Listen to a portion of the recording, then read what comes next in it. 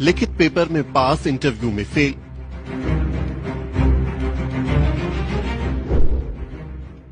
जज बनते बनते रह गए बहुजन बेटी बेटियां। ये हैं आदिवासी कैंडिडेट महिमा देवड़ा। महिमा को अगर इंटरव्यू में सिर्फ 1.5 नंबर और मिल जाता तो ये मध्य प्रदेश में सिविल जज बन जाती। और ये हैं राहुल अहिरवार। अगर इन्हें इंटरव्यू में सिर्फ आधा नंबर और मिल जाता तो ये भी मध्य प्रदेश में सिविल जज बन जाते।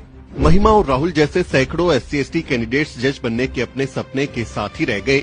मध्य प्रदेश में MP सिविल जज junior division entry level exam 2021 का रिजल्ट घोषित हो गया, लेकिन रिजल्ट घोषित होने के बाद से ही इंटरव्यू लेने वाले बोर्ड पर जातिवाद के गंभीर आरोप लग रहे हैं।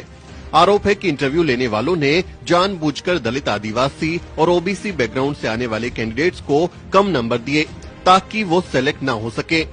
ये बहन बाजना जिला रतलाम की हैं। पिछले 7-8 साल से तैयारी कर रही हैं। आदिवासी वर्ग से सिविल जज एस्पिरेंट महिमा हैं। थ्योरी में 180 मार्क्स चाहिए थे, इनके 192 हैं। इंटरव्यू में भी 20 नंबर चाहिए थे, इन्हें सिर्फ 18.5 नंबर ही मिले। चयन से वंचित रह गई। कुल 114 पद स्वीकृत किए गए थे, लेकिन सिर्फ 5 लोगों ने क्वालिफाई किया। 109 पद खाली रह गए। लगातार 3 साल तक यदि योग्य उम्मीदवार नहीं मिले तो ये पद सामान्य यानी UR से भर दिए जाएंगे। सागर जिले के अत्यंत मध्यम वर्गीय परिवार से ताल्लुक रखने वाला राहुल इंटरव्यू में मात्र आधे नंबर से सिविल जज बनने से चूक गया, जबकि वो LLB और LLM है, यानी उसके पास न्यूनतम शैक्षणिक योग्यता है, लेकिन उसके बावजूद उसे पूरे नंबर इंटरव्यू में नहीं दिए गए। भारत में अक्सर सरनेम देखकर जाति का पता लगा लिया जाता है। इंटरव्यू लेने वाले शख्स के पास तो वैसे भी पहले से ही लिस्ट होती है जिसमें कैंडिडेट की जाति का भी जिक्र होता है। अक्सर ये आरोप लगते रहे हैं कि इंटरव्यू लेने वाला पैनल सवर्णों से भरा होता है और वो जानबूझकर दलित, आदिवासी और OBC बैकग्राउंड के कैंडिडेट को कम नंबर देकर रेस से बाहर कर देता है।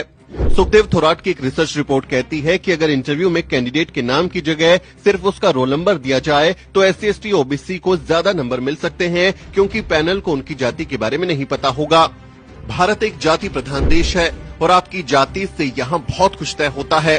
ऐसे में वंचित वर्गों की हिस्सेदारी को मुकम्मल बनाने के लिए इंटरव्यू की प्रथा को खत्म कर देना चाहिए। जब लिखित परीक्षा में वंचित वर्गों के छात्र पास हो रहे हैं तो फिर एक ही पैटर्न में वो इंटरव्यू में कैसे फेल हो जाते हैं? इस बात का तो जवाब दिया जाना चाहिए। इस बारे में आप क्या सोचते हैं? कमेंट करके जरूर लिखें। आपसे अपील है कि इस वीडियो को अन्य लोगों के साथ शेयर करें और हमारे